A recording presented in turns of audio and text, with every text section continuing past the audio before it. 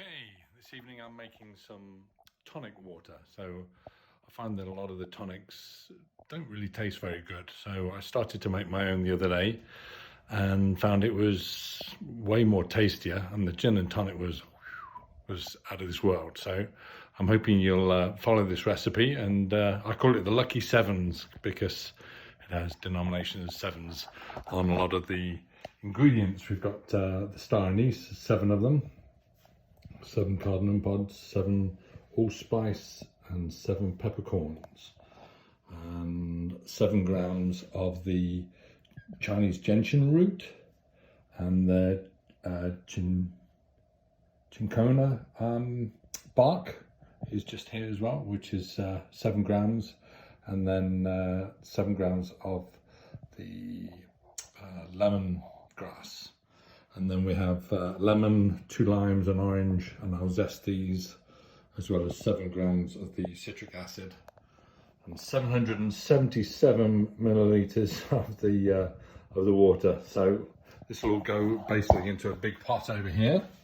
So I'll put that on now, and then put all the ingredients in, and basically you just let it steep like a tea, putting all the ingredients in. And then with the sugar, and you just cook it. And then I like to let it sit for about a day, really. Let those flavors really infuse. I'll tell you what, it really makes your home smell beautiful with the anise and the cloves and everything else. So I think you'll really enjoy this recipe as we put in. So lucky sevens of everything here. There we go.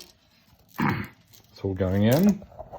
We'll let this boil down, and then we will maybe adjust the sugar a little bit after it's cooked for a little while, and then bottle it into like a syrup.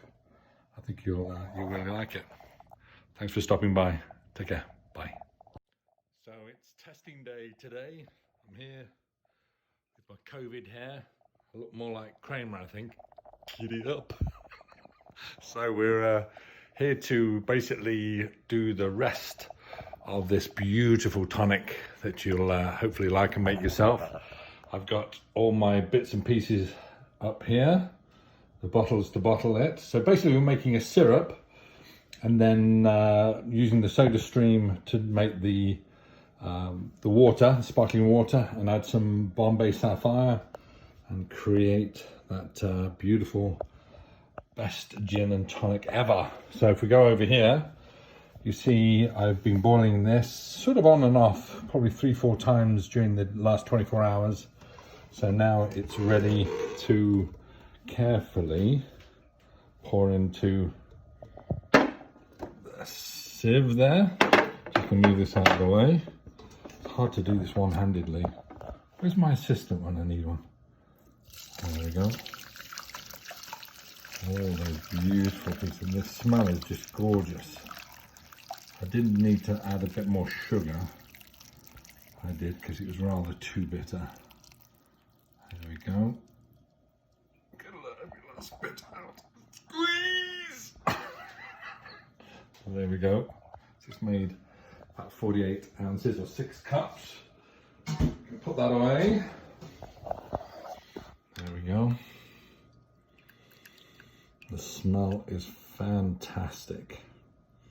So then I'm going to put that away here, in the sink as well. And we're going to pour it into, we'll pour it just into a little container here. So basically we're just making this syrup. And then we'll mix this probably around 20 to 1 into the drink. We've got a fancy one here. It's a lovely amber colour, so it's not clear like the garbage you see at the stores. I actually went to go and see it today, see what it's like. So basically we put a little bit of this into our drink, just a little bit like that, and then we're going to do the squidgeroo. This is a new one that we got at Christmas. I like it fizzy, so I'll do 5 of them.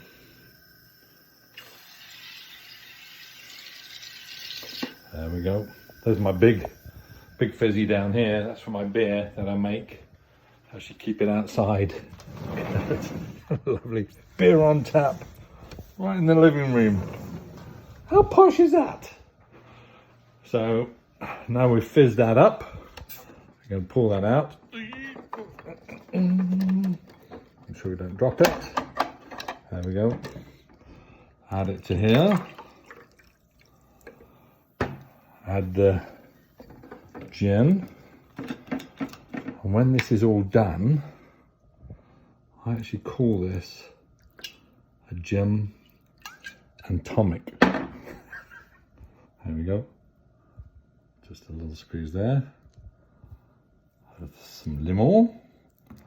And then just give it a little squeeze around here. And the proof of the pudding, or in this case the drink, is in the drinking.